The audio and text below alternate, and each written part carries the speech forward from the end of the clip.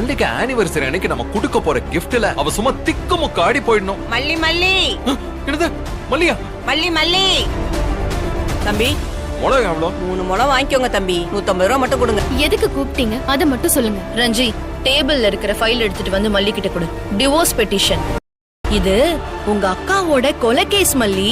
விஜய் தான் ரேணுகாவை கொலை பண்ணா, அதை என் 2 கண்ணால பார்த்தேன் அப்படின்னு சொல்ல போற ஐ விட்னஸ் யாருன்னு தெரியுமா உனக்கு?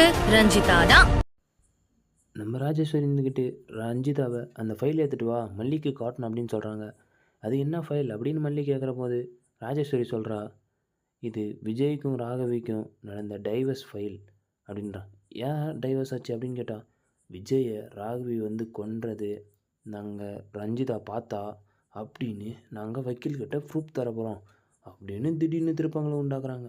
நம்ம மறக்காமல் நம்ம சேனலை சப்ஸ்கிரைப் பண்ணிக்கோங்க, மறக்காமல் கமெண்ட் பண்ணுங்கள்.